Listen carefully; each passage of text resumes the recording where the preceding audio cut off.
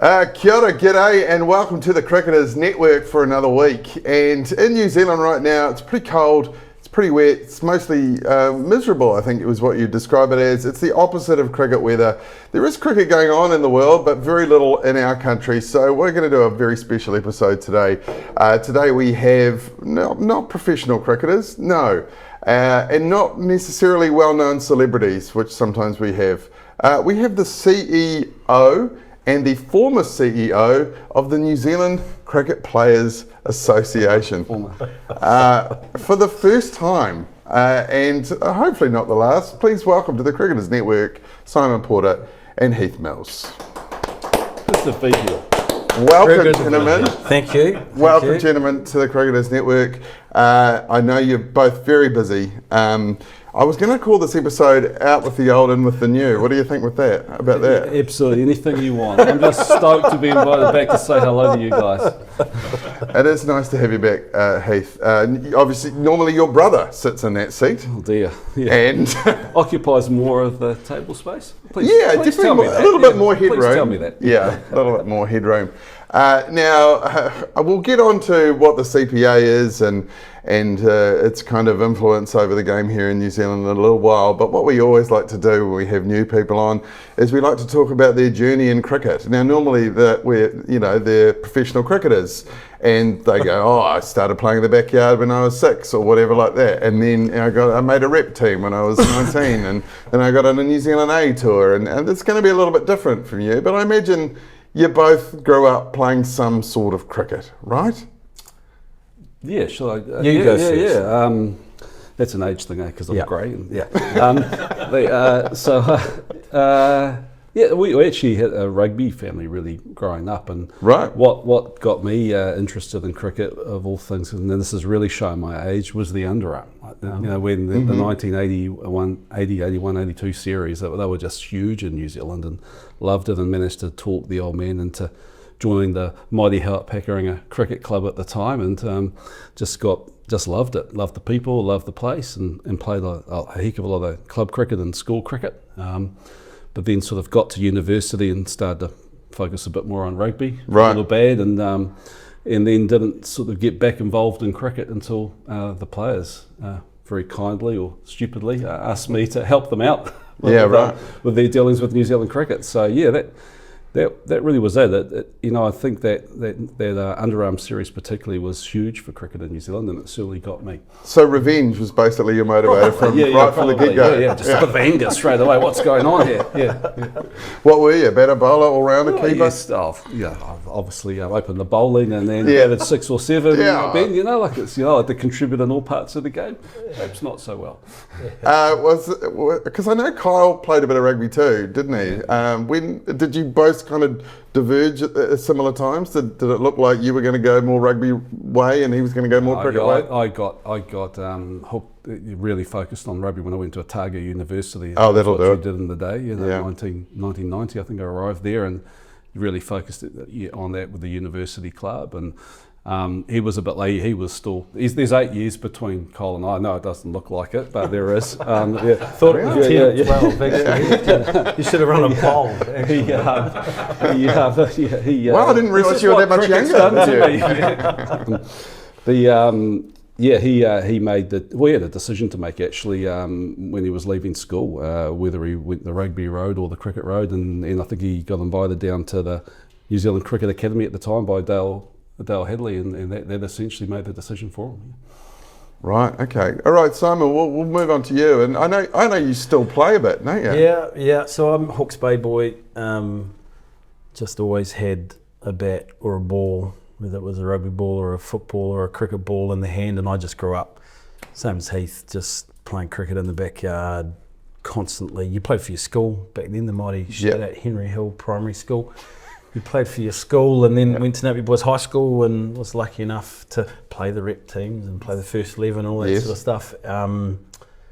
Nude off spinner, and batted a bit. I liked being involved in the game as well, so often standing at first slip telling everyone what to do as well was probably my main my main thing. Well, actually, I ran into the other day former Northern Districts and New Zealand wicketkeeper Pete McGlashan. Yes. Who was in my school team. Yes, he was. So he was at keeper and you're at first slip? Yep, pretty much. Just talking absolute rubbish all day to each other. No, and then I'm exactly the same as Heath. I went down to the University of Otago, and cricket was just hard when you were trying to trot back and forth between Hawke's Bay and Dunedin. I didn't want to stay in Dunedin for summer, and I'd always played footy, but my rugby kind of down there, you get caught up in the culture, and Super Rugby had just started, and the Highlanders and the whole Otago scene was pretty cool, Carisbrook and all that, and it just got swept up, and I started playing rugby and I seriously, and then I sort of stopped playing cricket second year at uni, and then sort of full circuit or back to it in my 30s when when you could play last man stands and the whole Kindred Cup veteran and social cricket out on the Devonport Domain. So it's one of those sports which I think is one of the great things you can come back to. I could not dream of going onto rugby field. Like it would be the worst. Even a touch field? No, well, yeah, but cricket, you can and look at the veterans cricket now. It's awesome. So it's a sport that I've always loved watching on television. Used to just absorb it over summer. I feel we glossed over. He was a good rugby player. I was not. You were a good rugby player. You played rep rugby. Yeah, a little bit of North Otago, was it? North Otago and counties, and a little bit overseas. Yeah, but I think we're not overspecking that. It was okay. Well, that's okay. People can Google your stats. Yeah. Yeah. I don't even know if they exist online. If they thumb through the old rugby almanacs, they might find them. But you'll be there. No, you'll be there. They will be there. All right. Well, I mean, it sounds like you have the credentials for the job, both of you. But I think not me. You just have to love. I mean, it's such a big question. Do you like the game? I love the game. Yeah. I've always loved the game. Like early memories, you're talking the Wide World of Sport, watching it. I can still hear the tune in my voice. Same. I remember buying an Excalibur. My granddad was probably the guy that got me into cricket, really taught me how to bat and hold the bat and stuff. And one of my vivid memories is buying an Excalibur, like many people did, and I slept with it for the first 3 nights in my bed, just cradling that thing. And with the no shoulders? Yeah, the Lance King's It's probably Excalibur. easier to cuddle than a regular bat. Yeah, easier to cuddle, and I used to Yeah. get so frustrated every time I got a bat because you couldn't just go and use it, and my dad would just make me knock it in for days and days and days before I could use it. But no, I love the game, and I always have, and even during when I was working in rugby and playing rugby, I just scrolled through scoreboards and score sheets, and a bit of a stats nerd when it comes to that sort of stuff. So love following it. It's such a complicated question for you, isn't it, Heath? Because you've worked in it for so long, and you have left this role. You are still very heavily involved in the game, but we'll get on to that. Do you like the game? Like and love? It's tested me at times. Yeah. I love the game. I think that we're sports fans generally. I think I love cricket. I love cricket people. There's characters. There's interesting individuals. But I've never met someone in cricket that I didn't know loved the game, or they weren't interesting to engage with. And so I do love the game. I'll be honest.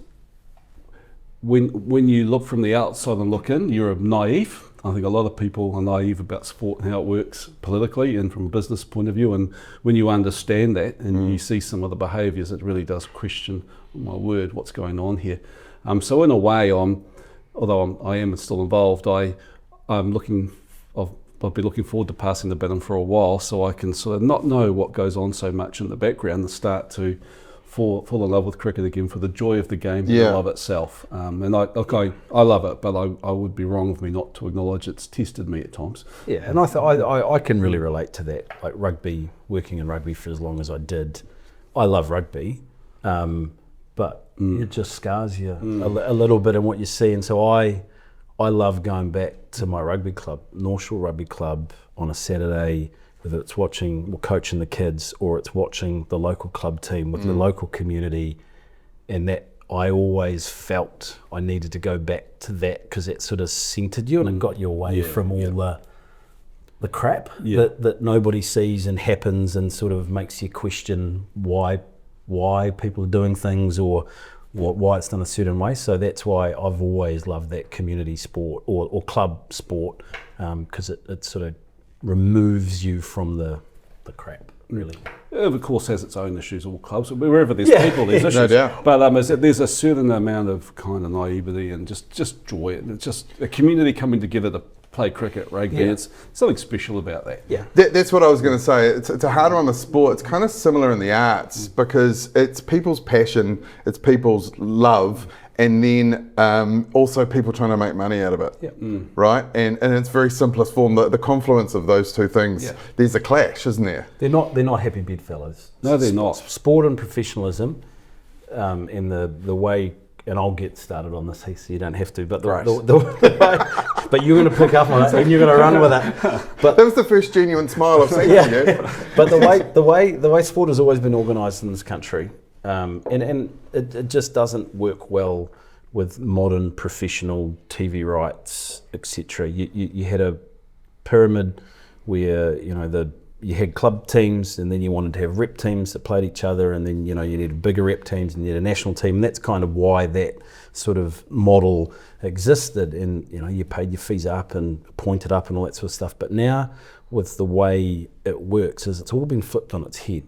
With the advent of the TV rights age and professionalism and all that sort of stuff, it's the amount of money and resource that's coming in is just coming to the top end of the pyramid, and it just creates this absolute bun fight where it's really hard to make change. It's really hard to get people to agree to single purpose because everybody just wants their piece of the pie, and self-interest dictates and drives it through, and you just end up in this morass where you can't move forward, and sometimes you can't make decisions because you just can't get through the webs and the layers. But they rely so much on the talent coming from the bottom. Yeah. Because at the end of the day, there's no professional sport unless a kid picks up a bat or a ball, right? 100%. But look, it's interesting. It's taken me a long time to understand. I'm not sure the same organisation should be running the professional end of the sport as the community end, because they are actually two completely different things, businesses or however you want to look at it. And they don't. You look at a lot of sport around the world. The different organisations run different parts of the sport. So I think we're really challenged in cricket, and a couple of other sports in New Zealand, where the traditional structures, this federated model of clubs owning provinces, owning the national governing body, and at the end of the day, no one has their own money at stake. No one pays a personal cost of a poor decision, and every decision is compromised by politics. And I think that means that your decision making is never as good as it can be. And when you look at sports that are completely privately owned, which is the vast majority of sports around the world, if someone's protecting their event, their asset, investing in it, and every decision's made in the best interests of that competition or event, whereas our decision making is compromised. Well, we can't do that at this franchise level because we've got to give money to this level, or we've got to focus on the international team. And so I actually think there's going to be a natural kind of parting at some point, and I think it'll be good and healthy. The only thing a national sports organisation should be interested in is making sure the games, the rules and structure of the game is run well, and there's some degree of independence there. But they should make sure that there's something really exciting and interesting on TV that young kids aspire to be involved with. And if you do that, you're doing your job. You don't have to own it, actually, as long as that exists. The United States Basketball Association doesn't own or control the NBA, but it's the NBA that gets kids interested. And as long as we have young kids interested in sport, they'll drag Dad along to the local cricket club, and Dad will feel, I've got to help run the cricket team, and the communities will just get on with it. Yeah. I'm not afraid of that model, and I just think, to Ports's point, it's all so blurred in our system, and the stakeholder politics compromises everything. So no one can sit there and tell me the national sports organisations make good decisions about things in isolation, because they simply don't. Everything's compromised. Sorry, that was a rant. No. I mean, Teeing him up. yeah, it was really good. Where does the Cricket Players Associations fit within that then? So you're looking after the professional athletes side of the game. Yeah. Yeah. So where does it fit within that structure that there currently is? So I think just to break it right down for people, all a player association is a group of athletes who have come together to form their own organisation to act collectively for them where they engage with the governing body, to act collectively for them and looking after themselves. So it's nothing more or less than that. Essentially, it's a club of people who have come together. The players, in all my experience, and in what I've witnessed in other sports I've been lucky enough to be involved with as well, players, no one cares more about their sport than players, the current players. They want their sport to grow and thrive. They want to see it thriving in the community game as well. So they are always wanting to contribute. Yes, they want to make sure they get their fair share, and they should. It's not a traditional workplace where you've got a boss and someone who owns all the IP and they employ people. In sport, the athlete is both the product and the employee. It's a totally different relationship. So they need to get their fair share, but if you look at the players and the player association contribute to community programs, they want to help that where it can. They have a big role to look after past players who haven't done so well in life, and it shouldn't be the responsibility of a New Zealand Cricket or a major association to look after a player because they've played one game for them for the rest of their lives.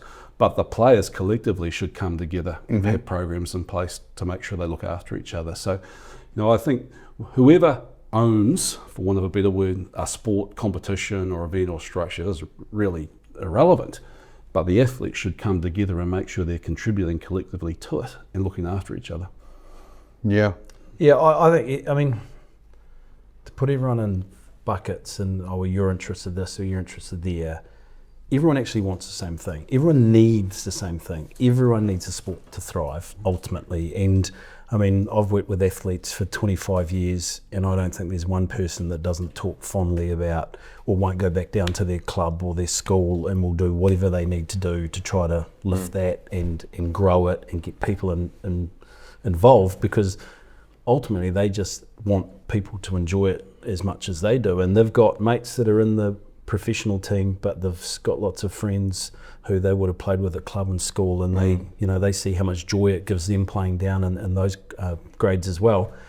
So to think that they're not looking or in tune and aware of what needs to happen down in the community game is just wide of the mark.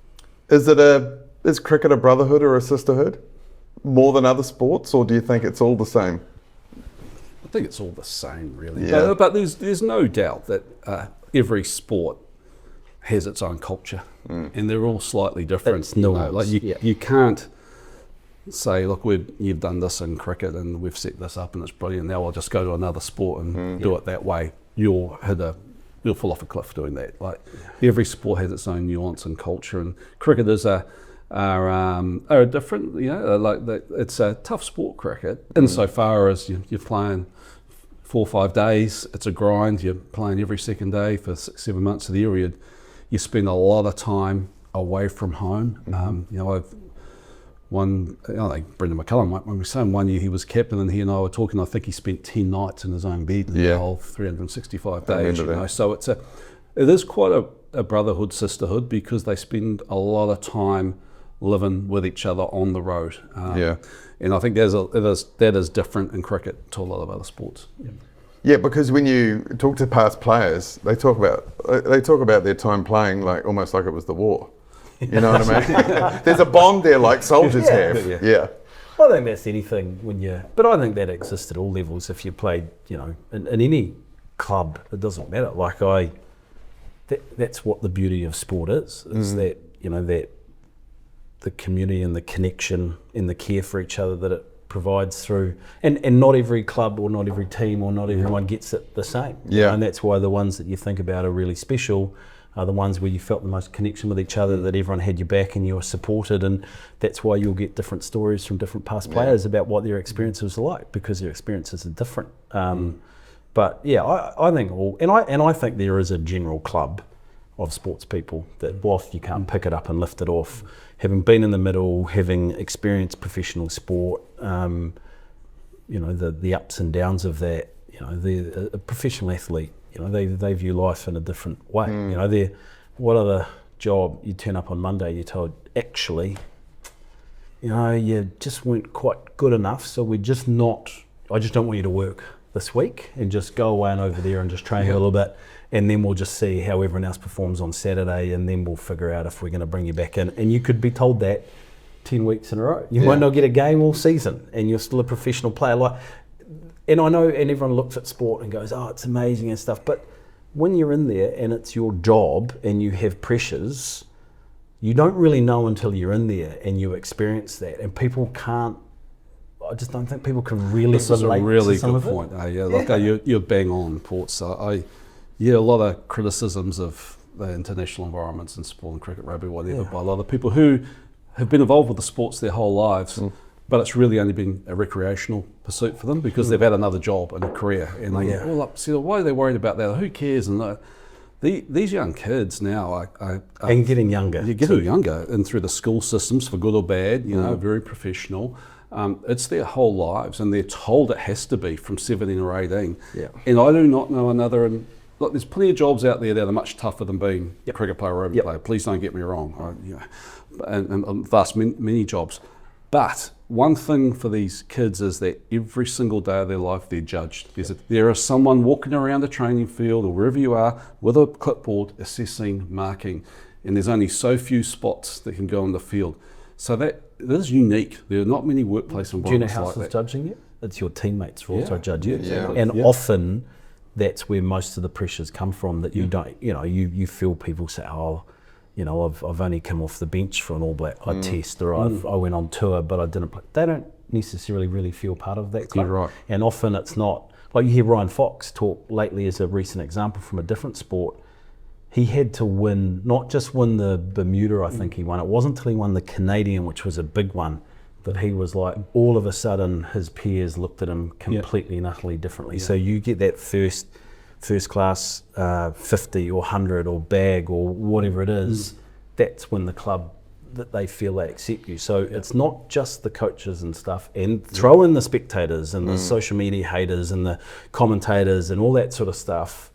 You are getting judged the whole time in training, everywhere. And it creates an unbelievable sort of environment to have to work in, that you can't understand until you've been in it. Yeah, my observation, having worked around professional athletes, mostly cricketers for 15, 20 years, is that they're so single focused and they very rarely have interests outside of cricket. If they do, they're quite small and fleeting. Like they might be a bit of racing, maybe a bit of golf. Do you know what I mean? Like they don't, it is all encompassing. It's their entire life. Yeah, and I think the hard thing with cricket is it's so haphazard, in terms of your scheduling. Yeah. Like you're away all the time.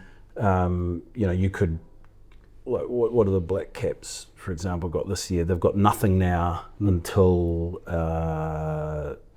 India in October, I think, and then they go through until Pakistan, and then they've got another sort of 4 or 5 months off, whereas last year they didn't really have a lot over the Christmas period. It was heavy in the winter. It changes, whereas if you look at rugby as an example, or football, those seasonal codes where you're mainly playing for your club team, a rugby guy can study, or they can have interests out, because they know for that block of time they're going to be at home, they may get selected, and then they're away, and then they're back home. So they have way more structure. So that's more of a rhythm to it. Yeah, much more of a rhythm, and you've got release periods, you know what you're going to do, etc. Whereas cricket, you're just on the road. It's tough on families, I'll tell you that much. It's really tough on families. You really notice it when the players, they start out single and they're on the road and it's all good, but the moment they, get married and kids come, man alive, that's hard to manage that. And then a lot of players, and some recently, have finished playing probably earlier than people with a lot, simply because they can't give the time to cricket. They don't want to. They need to focus on their families, or else, the family environment ends up ending. So it's there's a lot of different pressures. And look, as I said, great job. It's great. It's a great job. Yeah. But I sometimes get frustrated when people don't see actually there is a really tough component to it as well. Like, when someone gets a break and comes home, misses a series or whatever, they harden up, they're going to do this, it's, the Fern and stuff, and it's like, well, yeah, but can we just look at how many days have they been away, what's happening at home? And that's the thing, everyone, whether you're a professional sportsman, whether you're a student, whether you're a surgeon, whether you're a tradie or whatever, everyone has stuff going on at home, behind the scenes, behind the curtains that nobody sees. And because you're a celebrity or you're in the public eye, well, mate, you're out there, you put yourself out there, people feel they've got a right to have a go at you, and it hits and it hurts and stuff, and sometimes people just need a break from that, and that's completely justifiable and understandable, and we are getting way more mature. I think organisations are, and I think probably driven from you and your colleagues over the years, the organisations and the teams are getting way better at understanding that, but I still think the public have got a bit of a way to move to truly understand that. I mean, I've only ever received positive feedback for anything I've ever done, so I can't really relate. But, honestly, there used to be a rule when I used to work as the matchday host for New Zealand cricket. I used to walk around the boundary, like here at Eden Park or wherever, and it was the rule of three. So I'd get my name would get yelled, and I love you, and then I hate you. 1 and 3 would just be. But you're a dickhead! Yeah, what do you get to do this for? I did that once in about 2004. At Ben. At McLean Park. McLean Park, I remember. Once, and went round the field during an ODI at the time with whoever it was at the time, worst thing I've ever done. Honestly. And I've never done it since. Yeah, I was the harbour master once for the North Harbour Rugby. They got really, really short, and kids would just spit on their hands and shake your hands and just abuse you. There was no 2 to 1. It was just abuse the whole time. The biggest eye opener was walking around the field with Laura McGoldrick. It's different for a woman. The comments, how much of what you've talked about, Heath, because you formed the CPA. I'd love you to talk a little bit about its inception and how much what you've just talked about was the kind of motivation for that. This is like my induction or handover. Yeah, so it is. Can you hand me my iPad so I can take notes? Oh, look, it's in all honesty, if the Heath Mills of 2000 applied for the job, now he wouldn't get anywhere near it. We'd never make the bloody long list, let alone the short list. I was totally not qualified, and that's why I'm so excited about Port's taking over, because he's so qualified to do the job. He's going to take things to the next level. But I was actually teaching at Mount Albert Grammar School at the time, and my brother and Brock Walker and Chris Drum, I think, came and said to me, "Oh, can you help us out with Auckland cricket? We don't have contracts, and they want us to stay here over the winter and work with their new coach. But we've got these club opportunities in the UK." And kind of long story short, I went and had a couple of conversations with Auckland Cricket, and were able to get them these contracts. Then 3 or 4 other players came to see me, and it wasn't long after that I was at the school, and Dion Ash was there for teaching for a week or so, and I said, "Well, I don't understand. I hear cricket school all this money and these fringe New Zealand players, and they paid nothing. It doesn't seem right." And he said to me, "What we need is a players' association." And I said, "What's a players' association?" That's how qualified I was.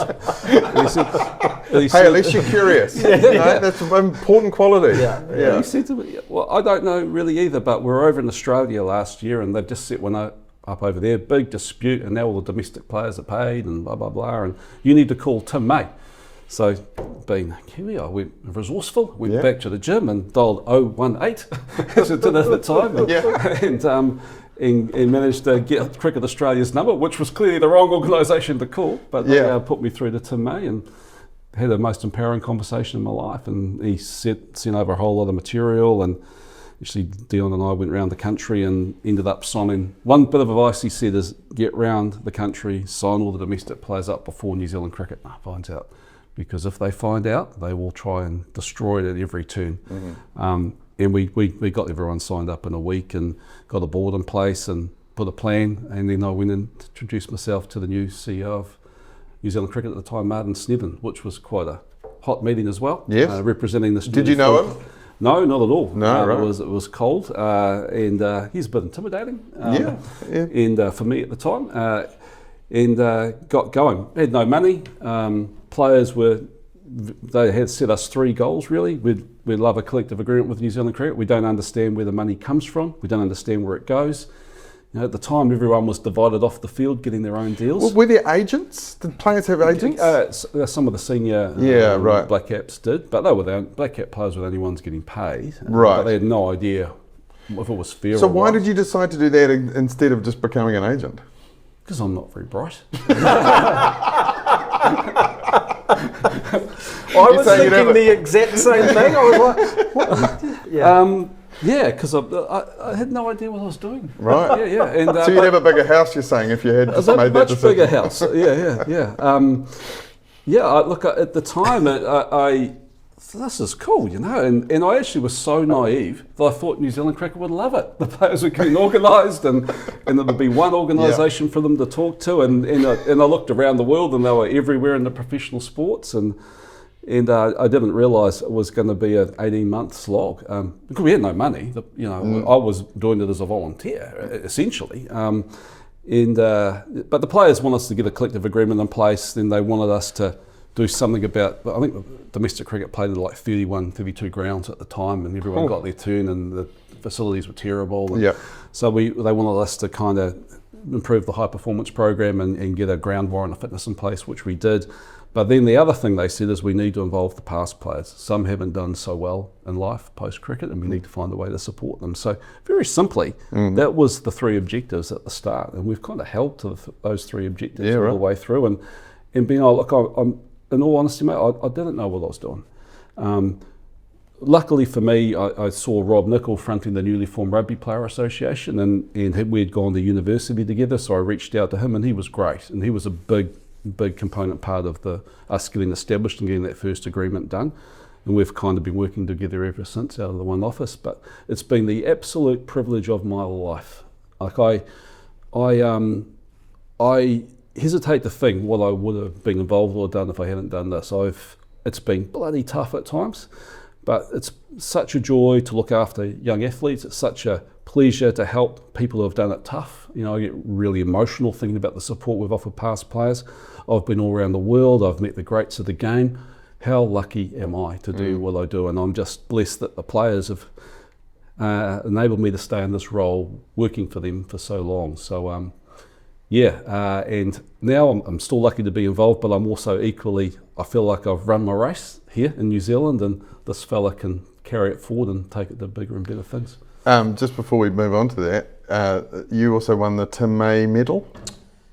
Yeah. And so what an incredible full circle moment that is. Yeah. After that initial phone call. Yeah. Tim's a legend to me. He was the first really to do this stuff in cricket. He led the old FICA, Federation of International Cricketers Association, now the World Cricketers Association, and he was tough, smart, real advocate, just didn't take a backward step amongst all the political crap you have to deal with in these jobs, and there's a lot of it. A real inspiration, and to be awarded that by my peers is really special. It's it meant a lot to me at the time. Yeah.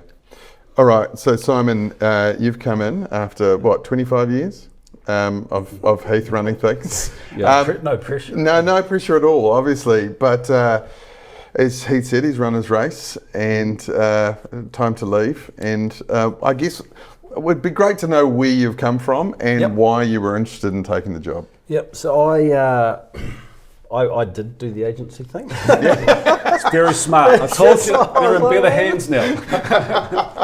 I did a law degree down at University of Otago, and ended up working for a guy called Warren Alcock, who's kind of like, we sort of jokingly, semi-jokingly call him the Yoda of rugby agency.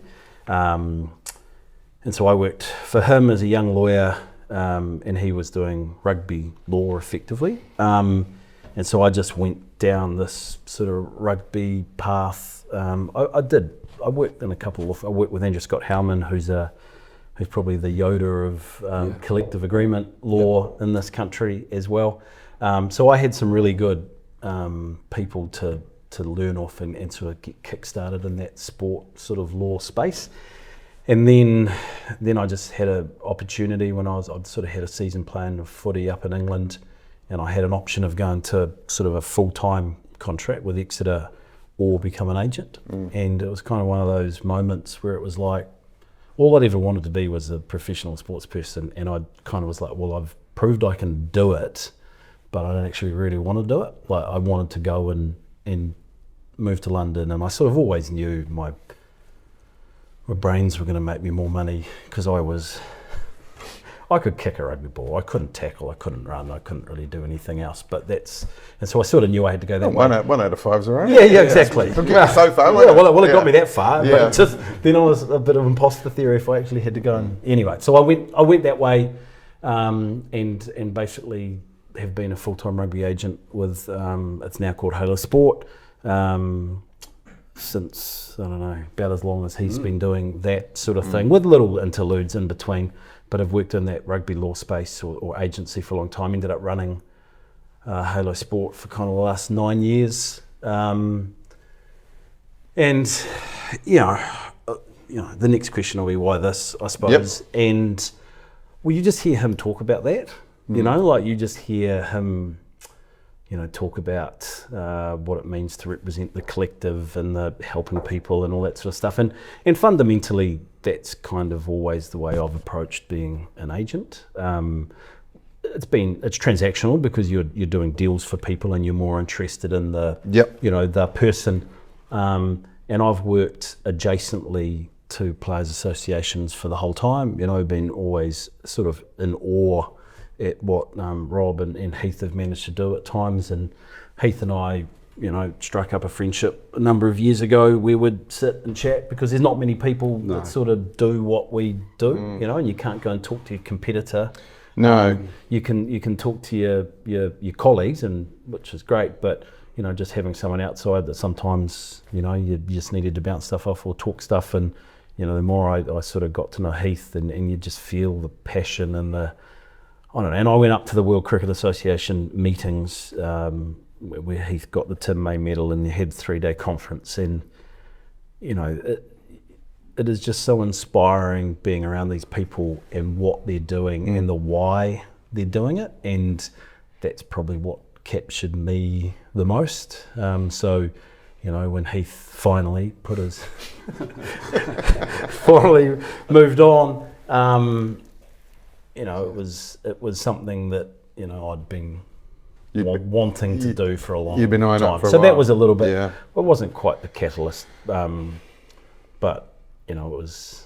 Timing was good. Yeah, and I think one of the things that people probably don't realise about these roles is they see us when there's problems. Like, no one ever calls me up when there's good news. Yeah. It's always bad news, right? And but actually, 80 to 90% of the work is constructively working with the teams and the governing bodies to get better answers. And most of it's not in the public domain, but you get a lot of internal satisfaction when you've helped New Zealand cricket solve a problem. Working in partnership with them. And one example, just very briefly, was when the tsunami came and the Sri Lankan team were here. I remember it. 2006, whenever it was, 5-6, and they had to go home, quite rightly. And Martin Snelling called me and said, we're in the trouble, we're going to have to cut the player payment pool, we've lost all these matches, there's going to be reductions from the broadcaster and so on and so forth. And I said, give me 24 hours, 0800 to May. Mate, what's the chances we could get a World 11 to come out here and fill a gap? And we pulled that together actually in 36 hours and got Shane Warne to captain it. And no one really knows that. And New Zealand cricket were like, yeah, let's do this. And it kind of financially saved that summer. And you think that's the power of the players and the past players and the network. We can step in and find solutions. And my word, that's really rewarding. It's not transactional, it's constructive. All right, I got a couple of big questions coming up. And let's start with this one. The entity you deal with the most is New Zealand cricket. How's that relationship? I'll tell you one, eh? Yeah, you go. You start out. Yeah. You can literally pass that on. It's like sitting here with my headmaster. It's like being the head prefect again with a headmaster that's going to. The thing is, I don't really have to have a relationship. No, that's true. No, look, and I good. I think constructive. Yeah, and we don't want to look back, and I think if we look at the 25 years that the Players Association has been in existence, over 90% of that, maybe 85% of it, whatever, has been super constructive and partnership, focused, respectful, etc. And there's just been, a couple of periods where, for whatever reason, that hasn't been that way. But I've only had positive interactions so far with Jeff Allett, who's come in, who's a life member of the organisation, and I think really values our input and stuff. So has that helped, the fact that there's a new CEO of I don't New Zealand know any Cricket different, right? At the same time that you've come into the role? We literally came in. I think I started a month before he did. So yeah, I think it does help because you can just be forward focusing a little bit. There's still some things, over the last 18 months that have happened that we're going to have to deal with some consequences and iron out as we move forward.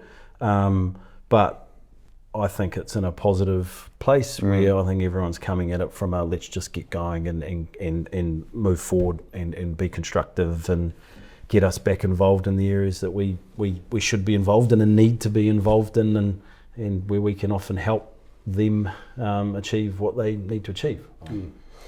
Yeah, like it's a marriage?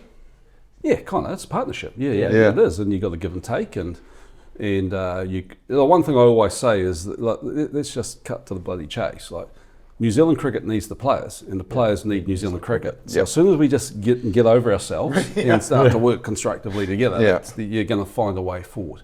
But the relationship can be up and down, and one of the challenges I think that is I've sort of observed over the years is when you're in these roles. I did 25, 26 years. I'm interested to see how his 26 years goes. I'll have no hair. It won't go grey, I'll just have no hair. But within the Player Association movement, for want of a better word, around the world, people are there for a long time. Like my tenure is not unusual. Right. Yeah. It's a calling. You love it's a calling. Yeah, it's not a job, right? Like, it's a calling. So you in privatised sport, you will get that as well, because an owner of a team or a competition will be there for the long haul, and they'll have their people there, and away they go.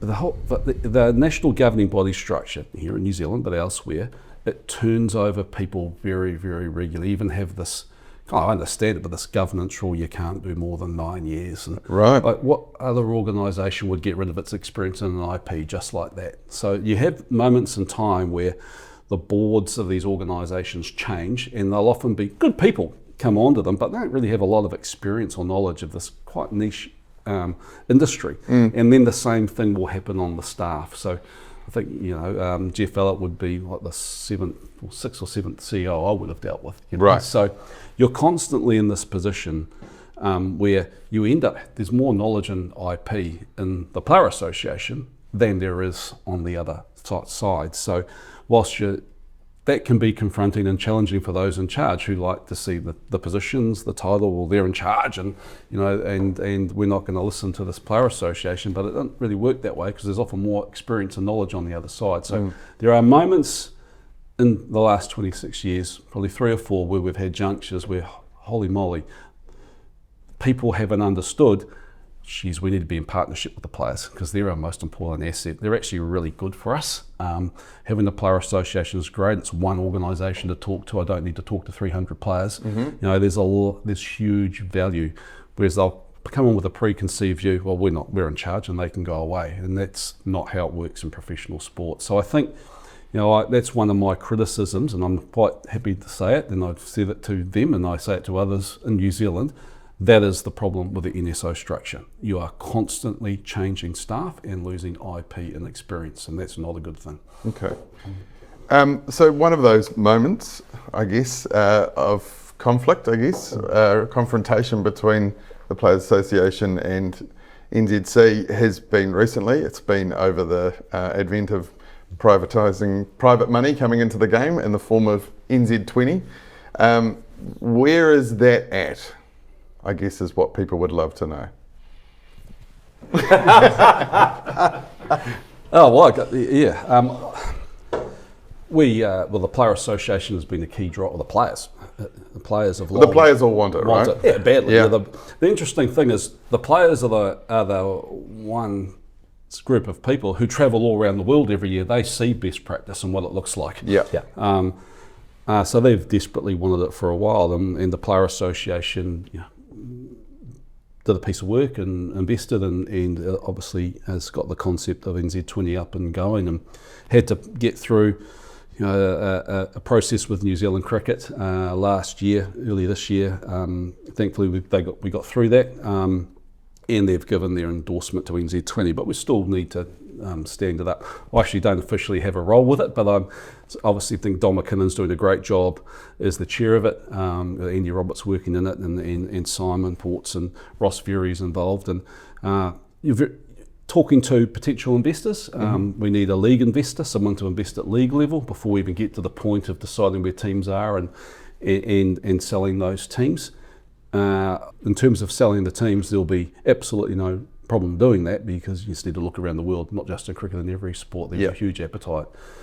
So my personal view is, it's not should we do NZ20 as a cricket fan in New Zealand. We absolutely have to do it, because that, whether people like it or not, and there's certainly disparate views on that, it is the direction of travel of our sport. It's the direction of travel of sport in general, and we need to keep cricket relevant. We need to inspire young people. So I'm really excited about it, and fingers crossed there's some news. So Simon, do you feel like you've jumped into a cauldron with this? No, not really. A little bit. No. No, I mean, I think, I was a very interested observer on the NZ20 piece, and probably had a little bit more knowledge than the average punter, but I've probably been incredibly surprised, and in a really good way, just at how ready it's going to be once we get that lead investor, how much groundwork's gone into it, the thought processes, the people that have been spoken to, all that sort of stuff. There's been a huge amount of work, and when I go out, my biggest role at the moment is going out and talking to the players. Everyone, not even wants it, mate. They're just expecting it. We're at that point, And my conversations with New Zealand Cricket have been really positive about it as well. I think they see that it's just something that we just have to do. When you talk to the MAs, and I don't want to put words in people's mouths, but there's genuine excitement and expectation that this thing is going to go gangbusters, and it's just incredibly exciting, and we just got to get on with it. Yeah. Look, a lot of people are working pretty hard behind the scenes, and we got time. We're not doing it till next summer after the next one, but we'd like to make some good progress over the next couple of months. Yeah. Okay. Last big question. What do you see as the biggest challenges for New Zealand cricketers currently, for professional players? Like we need to be involved. Cricket's at a real interesting juncture where you've got the old school power base, and then you've got the new school power base, which is the franchise competition, and just the money that's coming in is just incredible, and it's just how those two are going to clash, and if they can get along, and if we don't get our ship in order and we don't get moving with this with the right people, that ship's just going to sail straight past us, and our players are going to go with it. So why is there any pushback on that? Surely, I mean, that's as clear to me as anything. And I'm saying that as a... We can suggest some guests for next week. Yeah. I think... We're the last country to do it. Which is probably a good thing, because we can structure it in a way where it might succeed. Great point. So I think that's not... I think there's been some good decisions over the years, but it's time to get with the program. Ports is right, that if we don't do something, then we're not going to retain players. That's a cold hard truth. Yeah. And people can be romantic as they like about playing for New Zealand, but at the end of the day, like most other sports out there, are fully professional and privatised. Like, best athletes aren't really doing that. So cricket's this interesting sport, because for a start, it's got 3 formats. Yep, That's unusual. at least. Right? Yeah. Yeah, 3 main exactly. ones. Yeah. Yeah, exactly. But I always think that's a strength because it can appeal to different Sure. people, right? It's got 3 formats. It's traditionally been an international sport where the revenues come in from. Yep. But it's changing now to a domestic franchise sport. So where players used to operate in a vertical system, club, province, international cricket, they're now operating in a horizontal marketplace where the earnings and the eyeballs, the fans and everything are more and more in tune with franchise cricket. Now there might be a rationalisation in the years ahead, but that ship sailed.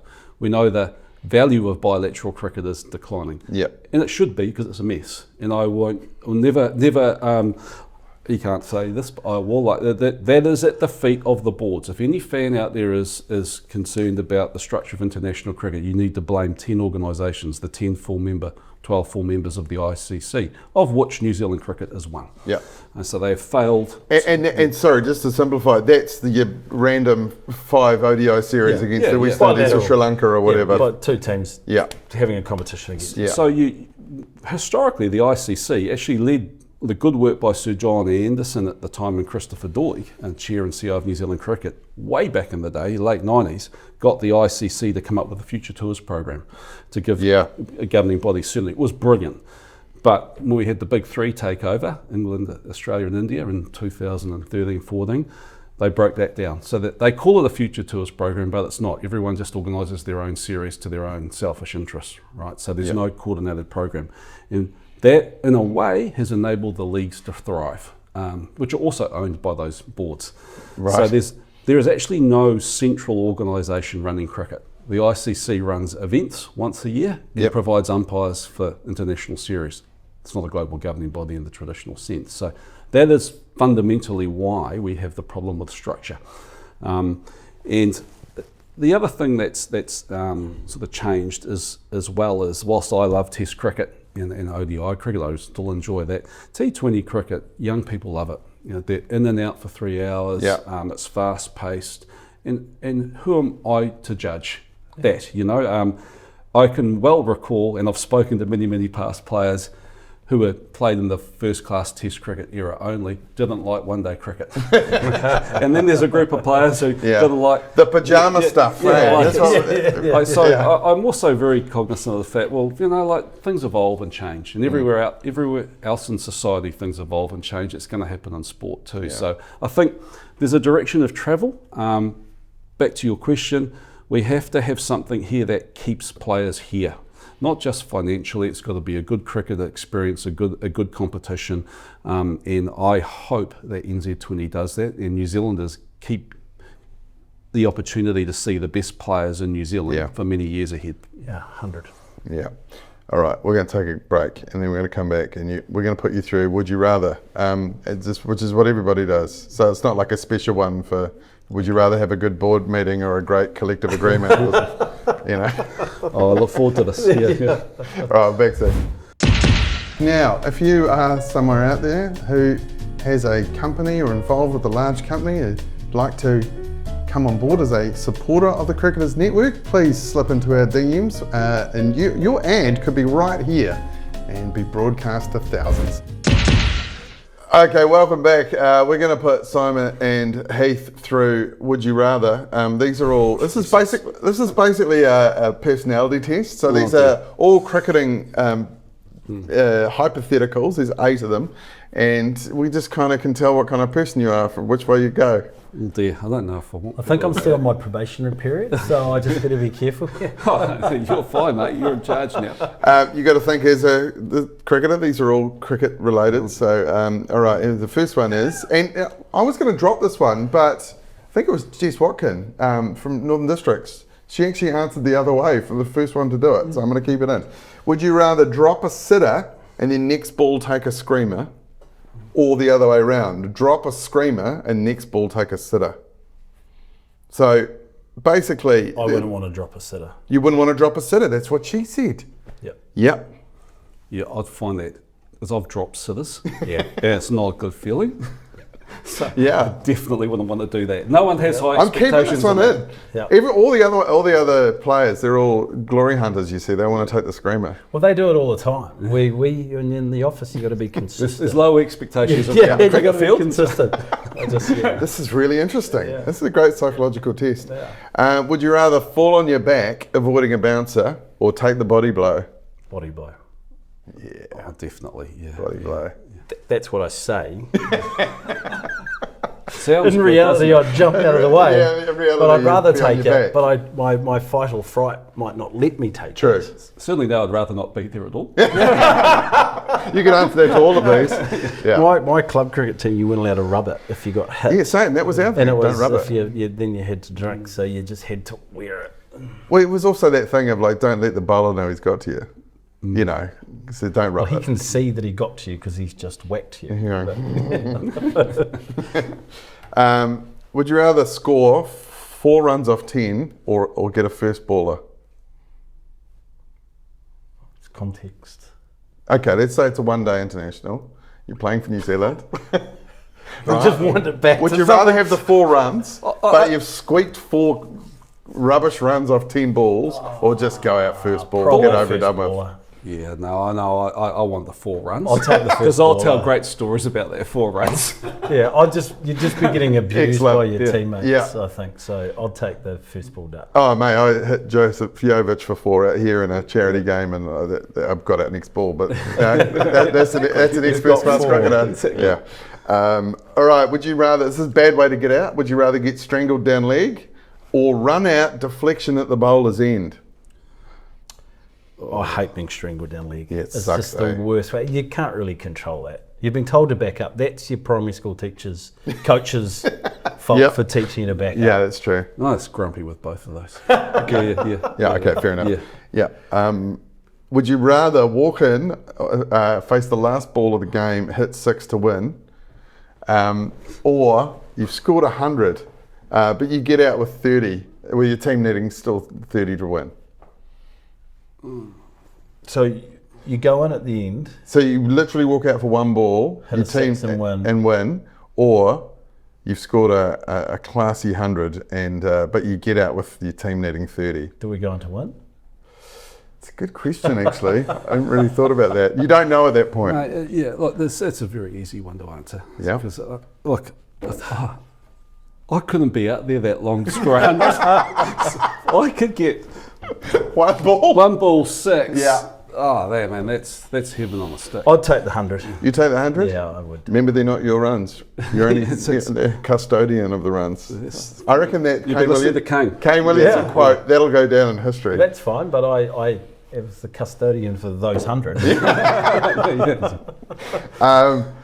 This is the one that really gets the pros. Would you rather, if you're a batter, right, would you rather score exactly 40 runs every single game, Yep. or the career you've had, so the ups and downs? I'll take the 40 runs. Okay, let's imagine for a second that you're, you're Jimmy Neesham, right? And would you rather get 40 runs or the career that he had? Oh, you got it, Jimmy. What a career. Great What a guy. career. What a talking points. He's got so many talking points. He does. Yeah, you'd rather be a Jimmy Neesham, wouldn't you? Yeah, you'd rather have the ups and downs? There'd be Yeah. lots of I'd talking take the points. consistency. You'd take the 40 runs? Yeah. Okay, I like that. This is called the Ronke test. Would you rather have played 1 test for New Zealand and scored 88 off 70, but never played again because there just wasn't room in the team for you? Or played 12 games for New Zealand, 12 tests, and done okay, but just not quite good enough? So it is I gave it a go, I wasn't quite good enough, It's like or what could have been? It's like we spent a lot of time talking, would you take a test pair as your only... That's your only, As oh, your that's only, a good one. And I'd take it, because at least Yeah, you've been you out there. played So there. I'd be happy with either of those. Like if think if I had to choose one, I'd take the 12 tests. 12 tests? Yep. Yeah, and you scratched around, maybe Yep. averaged early 20s? Yeah. Yep. Yeah, I'd take that. But my experience of cricketers is that those who have played, I've spoken to players who've played 20, 25 tests or whatever, and I'm a failed cricketer. Yeah. I'm a failed cricketer. That's about being Yeah, and I think maybe you're better to play one game and do really well and then be bitter about about not being picked. But my word, I thought, you're not a failed cricketer. You've done something you've got to dream about, but it haunts them. Crazy, isn't it? It does. Okay, good. And final one, it's the World Cup final. New Zealand versus Australia. Australia need 2 runs to win. New Zealand need 1 wicket. The Australian batter hits the ball. It's a skyer. Do you want to be underneath it? Yep. Or do you want someone else to be underneath take it. You want to take it? Yeah. Nah, no, I'm definitely running for the stands. So someone else. Yeah. See, this is why he's the right That's guy true. to take over the CPA now. Yeah. That is Stepping into the fold. And that's why it's a sitter, and you've just trained yourself to you don't want to drop. It's a that one. skyer. You've got a couple of seconds to think about it. Yeah, so I actually know a lot of international cricketers would be very keen for that not to go in their direction. That's as well. right. Yeah. I think most have. I've only asked a couple, but most have said no. They'd rather someone else, and then they can name who they'd like underneath. Yeah. So Heath was running for the stands, and he'd like you underneath it. Yeah. I think that's the perfect metaphor for this entire podcast. And my absolute thanks goes to both of you gentlemen. Thank you very, very much for joining us. And I hope you enjoyed that. We'll see you later. Cheers.